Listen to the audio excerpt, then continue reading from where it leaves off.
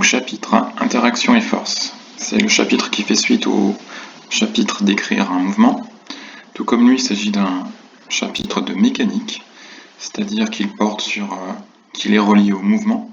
Donc son but ici, par contre, n'est plus de simplement décrire le mouvement, mais de s'intéresser à ce qui peut modifier le mouvement d'un système, c'est-à-dire les actions. Donc ce chapitre va porter sur la notion d'action, sur la notion d'interaction, sur la notion de force qui permet de modéliser une action et sur les vecteurs force qui permettent de les représenter. On va voir le principe des actions réciproques qui sont liées aux interactions. On va voir quelques exemples d'actions et on va en particulier s'attarder sur quelques interactions particulières. L'interaction de gravitation au sens le plus large, et un cas particulier d'interaction de gravitation, qui est le poids. Alors, donc, grand 1, les interactions. On commence par la définition. Donc, pour parler d'interaction, eh bien, on va forcément avoir deux systèmes qui interviennent. Pour les distinguer, on les appelle arbitrairement A et B. Donc, on dit qu'il y a une interaction si un système A agit sur un système B et qu'en même temps, le système B agit sur le système A. Donc ça, c'est quelque chose de systématique.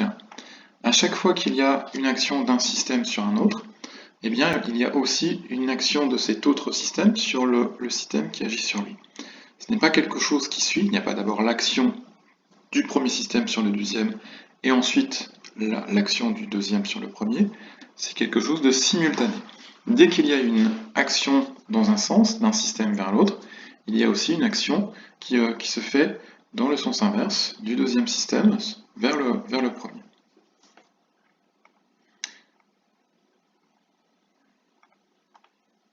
Pour décrire les interactions auxquelles participe un système, on va utiliser ce qu'on appelle un diagramme système-interaction. Donc ce système interaction, il va permettre de résumer quels sont les systèmes avec lesquels va interagir le système que l'on a choisi d'étudier. Donc si on veut réaliser ce type de diagramme, un diagramme système-interaction, on va d'abord noter, plutôt au centre, en évidence, eh bien, le système qu'on a choisi d'étudier. Donc on va essayer de le distinguer par une convention, soit l'encadrer d'une manière particulière ou avec une forme particulière. Ensuite, on va noter autour du système étudié le nom des systèmes qui interagissent avec le système qu'on a choisi d'étudier. Donc si le système interagit avec deux autres systèmes, on va indiquer autour de ce premier système le nom de ces systèmes-là. Ensuite, donc ces noms qu'on va placer, on va les entourer. Et ensuite, on va symboliser l'interaction qui s'établit entre le système étudié et les autres par une double flèche pour indiquer eh bien, que l'action en fait, se fait dans les deux sens. Le système qui est au centre subit l'action, mais il exerce aussi également en retour une autre action. Donc on va représenter ces actions par des doubles flèches. Alors attention, on va avoir soit des doubles flèches qui sont pleines, soit des doubles flèches qui sont en pointillés. Ça va permettre de distinguer deux types d'actions, les actions à distance et les actions de contact. Les actions de contact sont représentées par des flèches pleines. Dès qu'il y a contact entre deux systèmes, il y a une action de contact. Et les actions à distance sont représentées en pointillés, donc ce sont des actions qui vont se réaliser sans qu'il y ait besoin de contact entre les systèmes. Donc, exemple, on a une pomme immobile, dans le référentiel de la table évidemment, qui est posée sur une table. Donc, dans ce cas-là, si on veut réaliser un diagramme d'interaction, un système d'interaction, on doit préciser tout d'abord le système qu'on étudie. Ça aurait pu être la table. Ici, en l'occurrence, on choisit d'étudier la pomme. Donc la pomme va être notée au centre. Donc, pour la distinguer, on peut l'entourer, la noter en bleu, par exemple, la souligner alors qu'on ne souligne pas le nom des autres, etc. Donc cette pomme qui est posée sur une table, elle est déjà, premièrement, en contact avec la table. Donc qui dit contact, dit action de contact. Donc on va mentionner la table parmi les systèmes qui interagissent avec la pomme.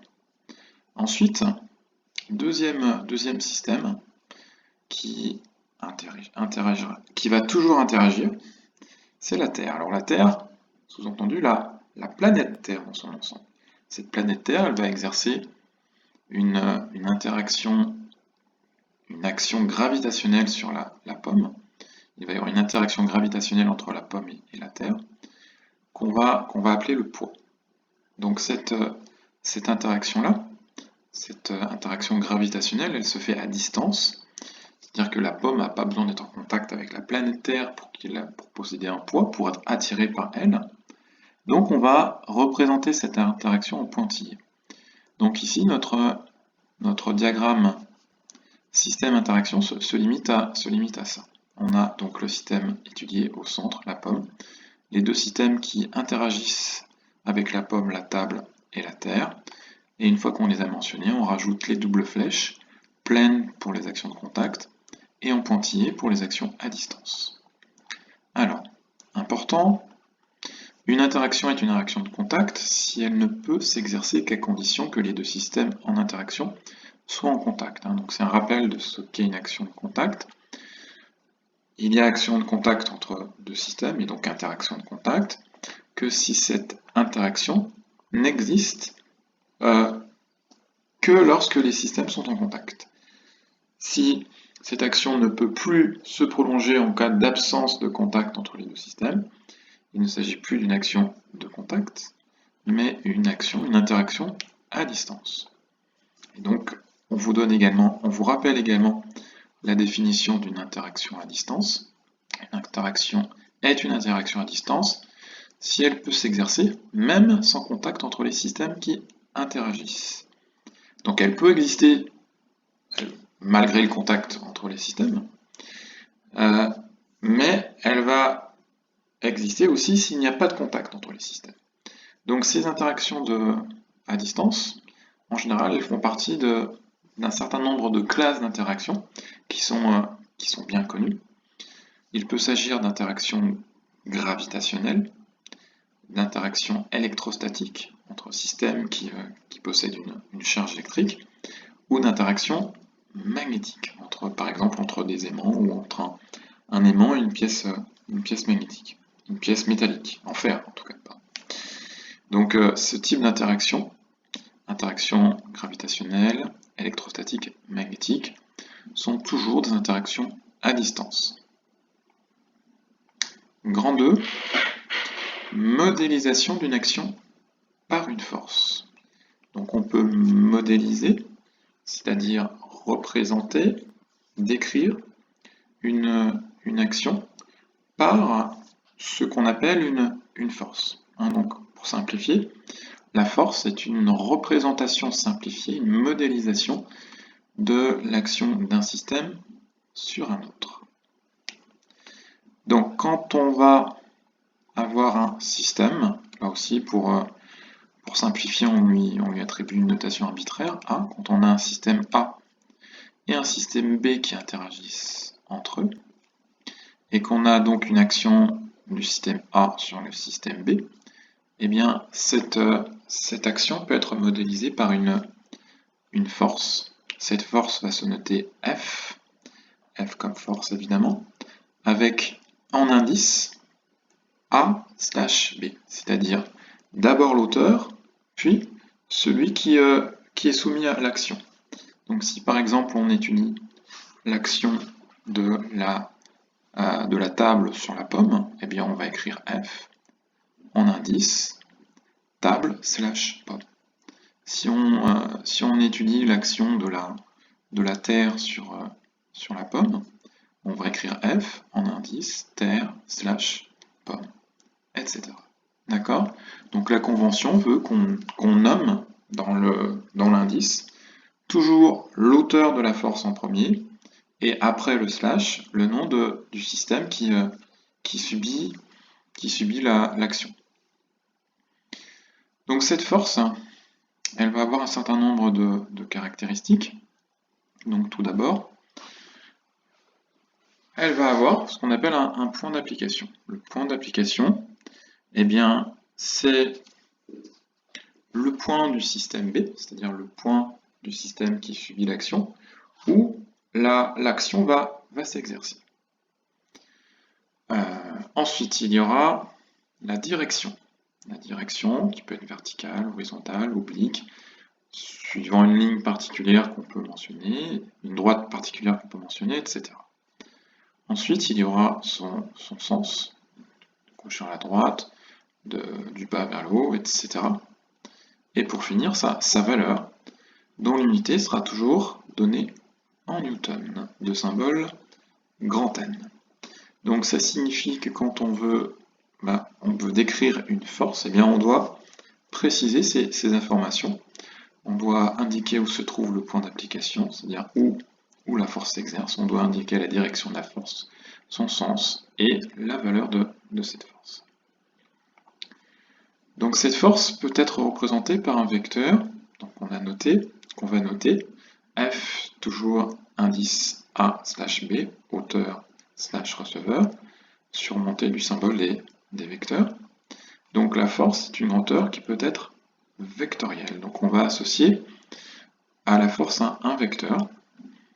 Et ce vecteur, eh bien, il aura des caractéristiques qui reflètent les caractéristiques de la force à laquelle il est associé. Donc un vecteur, tout d'abord, il a toujours une origine, c'est-à-dire le point qui débute le tracé du vecteur. Eh bien, ce point-là, son origine, donc, c'est ce qu'on appelle l'origine du vecteur, va coïncider avec le point d'application. Sa direction, un vecteur, c'est une flèche, donc la direction de ce vecteur va être le même que celle de la force qu'il représente. Et pour finir, comme le vecteur est une flèche, il va avoir un sens, et donc son sens sera le même que celui de la force. Et pour finir, ce vecteur va avoir une certaine longueur. Eh bien, la longueur qu'on va attribuer à un vecteur force va être proportionnelle à la valeur de la force qu'il représente. C'est-à-dire qu'on aura besoin, pour représenter un vecteur, d'utiliser une échelle. Si par exemple on a une force de 2 newtons et qu'on décide d'utiliser une échelle d'1 newton par centimètre, eh bien on aura un vecteur de 2 cm. Si on a une force de 10 newtons et qu'on décide d'utiliser comme échelle 2 newtons par centimètre, eh bien on va avoir un vecteur de 5 cm de long, etc. Alors, grand 3, principe des actions réciproques. Donc ce principe, il va concerner les interactions. Quand on a un système A qui agit sur un système B, et donc qu'il y a interaction entre A et B, c'est-à-dire qu'il y a aussi une force qui s'exerce de B sur A, alors on va avoir les caractéristiques suivantes. Donc, comme on l'a déjà dit, s'il y a une action d'un système A sur un système B, il y a aussi une action du système B sur le système A. Donc, d'après ce qu'on a vu,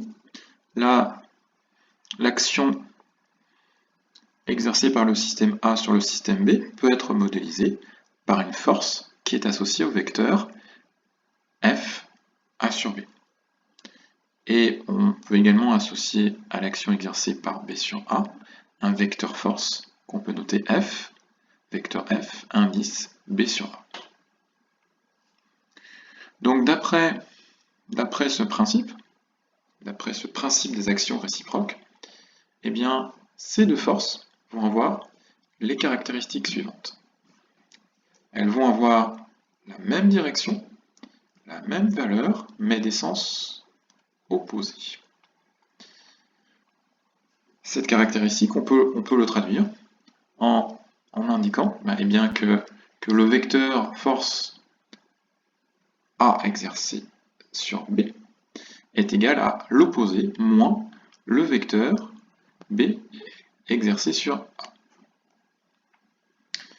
Donc, à chaque fois qu'on a une interaction, les actions qui existent, qui forment cette interaction, vont se faire toutes les deux suivant la même direction, avec la même valeur, mais vont se faire dans des sens opposés. Alors, exemple, si on a un système A qui exerce sur un système B une force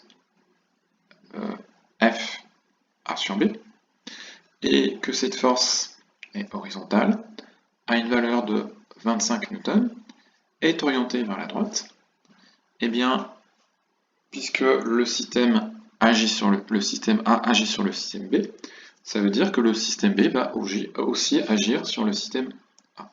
Donc ça veut dire qu'on aura une force exercée par B sur A. Et si on applique le principe des actions réciproques, ça veut dire que la force exercée par B sur A va avoir même direction que la force exercée par A sur B. Donc elle va être aussi horizontale. La force exercée par B sur A va avoir la même valeur, donc elle aura aussi une valeur de 25 newtons. Par contre, elle aura un sens opposé. Donc si la première force s'exerce vers la droite, eh bien l'autre va s'exercer dans le sens opposé, c'est-à-dire vers la gauche. Alors quelques exemples, ensuite, grand 4, quelques exemples de force contact. Donc premier exemple, on a un système B, un objet, qui est suspendu à un fil qui constitue le système A. Donc on a bien deux systèmes en contact, le fil est en contact avec l'objet, et on aura une force donc qui va s'exercer, qui va être exercée par le système A, le fil, sur le système B. Donc on pourra la noter par exemple F, vecteur F, indice fil slash B. Donc force exercée par le fil sur le système B. Donc on peut schématiser la situation comme suit. Donc on a notre objet, donc là je lui donnais une forme sphérique qui est attachée à un fil, donc on a un point d'attache ici. Donc notre force F exercée par le fil sur B, comme toutes les forces, va avoir un certain nombre de caractéristiques. Donc tout d'abord son point d'application, c'est-à-dire le point du système B sur lequel le système A agit. Puisque c'est une force de contact, eh bien l'action se fait au niveau de la zone de contact, qui se réduit ici à un point. D'accord ? Donc le point d'application de la force exercée par le fil, c'est tout simplement le point où le fil est noué à l'objet. Ensuite, la direction de la force exercée par le fil. Le fil exerce toujours une traction. Il va toujours exercer une traction sur l'objet auquel il est attaché, et cette traction, elle se matérialise par la direction du fil.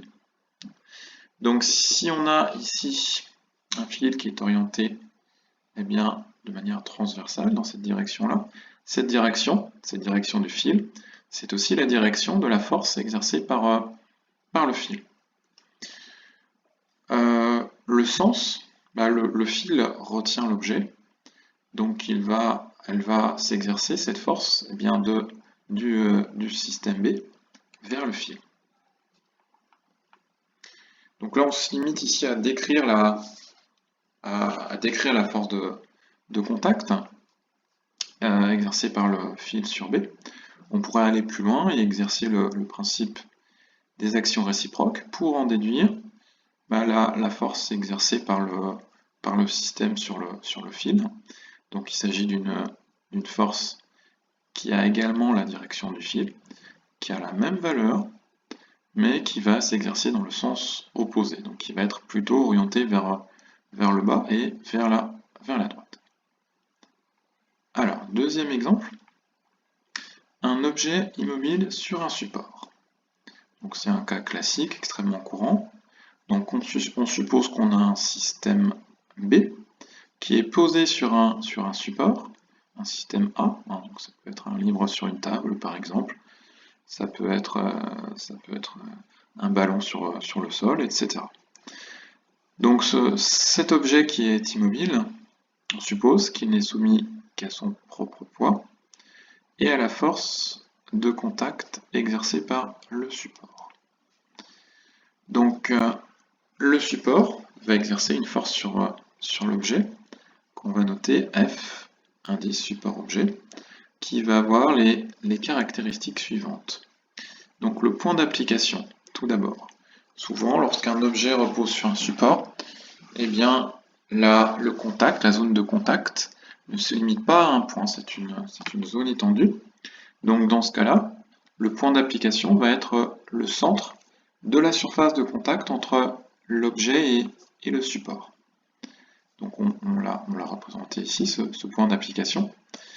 La direction de cette force, c'est une direction verticale. Et le sens de cette force, c'est une force qui est orientée vers le haut. Parce que là, la table eh bien, exerce une poussée sur l'objet pour l'empêcher de tomber sous l'effet de son propre poids. Et pour finir, la valeur que possède cette force, eh bien, c'est la même valeur que le poids. Alors, comment est-ce qu'on en déduit ces informations? Tout simplement à partir du poids de l'objet, qui est une force qu'on connaît. Le poids de l'objet, c'est une force qui est toujours orientée verticalement vers le bas. Donc par conséquent, la force de contact va compenser cette force. Alors justement, grand 5, loi de l'interaction gravitationnelle. Donc tout d'abord, on va définir ce que c'est que l'interaction gravitationnelle. Donc définition, du seul fait qu'ils possèdent une masse, deux systèmes interagissent, ils exercent entre eux une interaction dite gravitationnelle. C'est-à-dire que dès que deux systèmes possèdent une masse, eh bien, il existe une interaction entre ces deux systèmes qui est une interaction qu'on qualifie de gravitationnelle. Cette interaction, elle s'exerce entre tous les systèmes qui possèdent une masse, petits ou grands. La seule différence, c'est que les effets ne vont se manifester que lorsque l'un des deux systèmes possède une masse vraiment très importante. Donc il va y avoir une interaction gravitationnelle entre deux stylos posés sur une table, mais cette force sera beaucoup moins importante que l'interaction gravitationnelle qui s'exerce entre chaque stylo, par exemple, et la planète Terre. Donc en résumé, si un système A possède une masse MA et un système B possède une masse MB, alors il y aura forcément entre eux une interaction gravitationnelle. Alors, caractéristiques de la force de gravitation. Donc si on a un système A avec une masse MA, qui est situé on a un point de l'espace qui est noté A, et que ce système exerce une force gravitationnelle notée F de A sur B. Cette force s'exerce sur un système D de masse MB, qui est situé en un point de l'espace qu'on note B. Ces deux points, les points où sont situés les systèmes, sont séparés d'une distance AB, qu'on va, pour simplifier, noter petit d comme distance. Alors, dans ce cas-là, on peut dire que la force de gravitation F de A sur B s'applique au point B, c'est-à-dire au point où se trouve le système B. Ensuite, cette force, elle a la même direction que la droite AB, c'est-à-dire que la droite qui joint la position des deux systèmes qui interagissent. Cette force va être attractive, c'est-à-dire que le système A, celui qui exerce l'action, eh bien, va attirer vers lui le système B. Donc par conséquent, cette force va être exercée du système B vers le système A. Ensuite, la valeur. Cette valeur, elle est donnée par une loi, la loi de gravitation. C'est une loi importante. Il faut connaître cette relation qui est assez délicate à mettre en œuvre. Si on n'est pas vigilant, on peut facilement faire des erreurs dans son application. Donc cette loi de gravitation, elle nous dit que la valeur de la force de gravitation qui s'exerce entre un corps A et un corps B est égale à G, grand G, G majuscule, multiplié par MA, multiplié par MB, divisé par D au carré. Donc qu'est-ce que ça signifie? Eh bien, ça signifie que la valeur de la force de gravitation est proportionnelle à une constante qu'on appelle la constante de gravitation, qu'on note G majuscule, toujours G majuscule pour la distinguer du petit g qui intervient dans la formule du poids, sur laquelle on reviendra plus tard. Donc cette constante, c'est le facteur de proportionnalité qui intervient dans l'expression de la force de gravitation. La force de gravitation est également proportionnelle d'une part à la masse du corps A et d'autre part à la masse du corps B. Donc la force de gravitation est proportionnelle à la masse des deux corps qui interagissent. Et on aura au dénominateur la grandeur d au carré, c'est-à-dire la distance qui sépare les deux corps, LV au carré. Donc si par exemple on a deux corps distants de 10 mètres, eh bien on aura d au carré, 10 au carré, c'est-à-dire 100. Donc attention aux unités. Concernant la constante de gravitation, elle est toujours fournie dans les unités adaptées. Elle vaut toujours 6,67 fois 10 exposant moins 11 newton mètre carré par kilogramme au carré. Dans les unités du système SI, si on veut simplifier, du système international. Donc on aura toujours cette valeur-là qui sera rappelée parmi les données si on a besoin d'utiliser cette loi de gravitation. Les deux masses doivent toujours être exprimées en kilogrammes. La distance doit toujours être exprimée en mètres. D'accord? Donc ne pas oublier de faire les conversions si nécessaire. Et le résultat, la valeur de la force, comme toutes les forces, s'exprime en newton. Donc si on fait appel au principe des actions réciproques, on en déduit qu'il existe aussi une action du système B sur le système A, et que cette action, cette force, va s'appliquer au point A, qu'elle aura la même direction que la force exercée par A sur B, c'est-à-dire la droite AB, qu'elle aura un sens opposé à la force exercée par A sur B, c'est-à-dire qu'au lieu de s'exercer de B vers A, elle va s'exercer de A vers B. Et pour finir, toujours d'après le principe des actions réciproques, cette force a la même valeur que l'autre, c'est-à-dire qu'elle peut aussi s'exprimer par la relation F exercée par A sur B est égal à G fois MA fois MB fois D au carré. Donc là, il y a une petite erreur à corriger. Donc ce qu'on donne ici, c'est la valeur de la force exercée par B sur A. D'accord? Donc je vous laisserai corriger dans votre cours. Ensuite, grand 5, petit 3, poids et force de gravitation. On va voir le lien qui unit ces deux types d'interactions.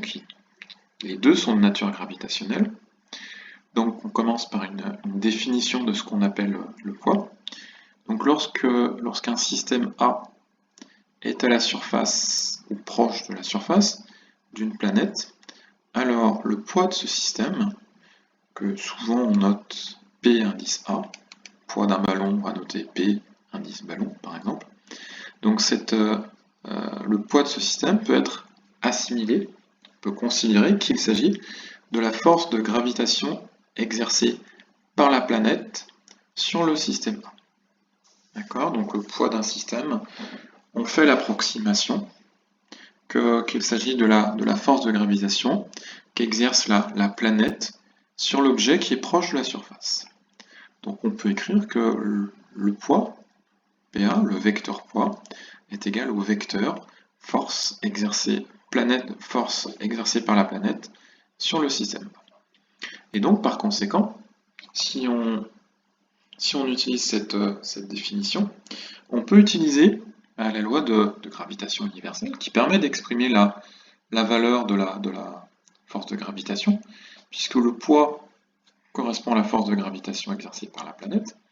Eh bien, ça signifie que sa valeur est égale à la constante de gravitation, G, multipliée par les masses, le produit des masses qui interviennent, donc la masse du système A, multipliée par la masse de la planète, divisé par la distance qui sépare le corps A de la planète. Alors attention, pour la loi de gravitation, on avait utilisé deux systèmes qui étaient limités à un point de l'espace. Évidemment, une planète ne se limite pas à un point de l'espace, mais on va considérer que sa masse est concentrée en son centre. Et donc que la distance dont on va tenir compte ici, c'est pas la distance qui sépare la surface de la planète de l'objet, c'est la distance qui sépare le centre de la planète de l'objet. Et donc cette distance qui sépare l'objet du centre de la planète, étant donné que la planète est une sphère, on peut considérer qu'elle correspond au rayon de la planète. Donc si on remplace dans l'expression qu'on avait, eh bien l'expression du poids devient PA est égal à grand G fois MA fois la masse de la planète divisé par le rayon de la planète au carré. Donc si on modifie un petit peu l'expression, c'est-à-dire que si on isole MA, comme c'est une multiplication, on peut le mettre à la fin, on peut écrire que PA est égal à G fois M planète sur R planète au carré multiplié par MA. Donc au final, on voit qu'on fait apparaître, en écrivant de cette manière-là, on fait apparaître un coefficient, un facteur de proportionnalité qui en général, dans l'expression du poids, va être noté pour simplifier petit g. Ce petit g, il dépend de grand G, qui est une constante universelle, il dépend de la masse de la planète, et il dépend du rayon de la planète. Donc ce sont des grandeurs qui ne dépendent pas du système A. Donc ça signifie qu'on va avoir ici une constante qui peut être utilisée pour l'expression du poids de n'importe quel système proche de la surface de la planète. Donc si on simplifie l'expression et qu'on remplace petit g et qu'on remplace grand G fois M planète sur R planète au carré, eh bien on obtient l'expression P est égal à M fois G. Une formule que vous connaissez puisque vous l'avez vue au collège. Cette formule nous dit que le poids d'un objet est égal à sa masse multipliée par petit g. Donc petit g, c'est ce qu'on appelle aussi l'intensité de la pesanteur ou le champ de pesanteur. Il a comme unité le newton par kilogramme. Il est aussi parfois exprimé en mètres par seconde au carré. Il peut être déterminé grâce à l'expression suivante, petit g est égal à grand G fois la masse de la planète fois le rayon de la planète au carré. Donc sur Terre, si on remplace la masse de la planète Terre par sa valeur ainsi que le rayon par sa valeur, on arrive à une valeur qui est d'environ 9,8 newtons par kilogramme.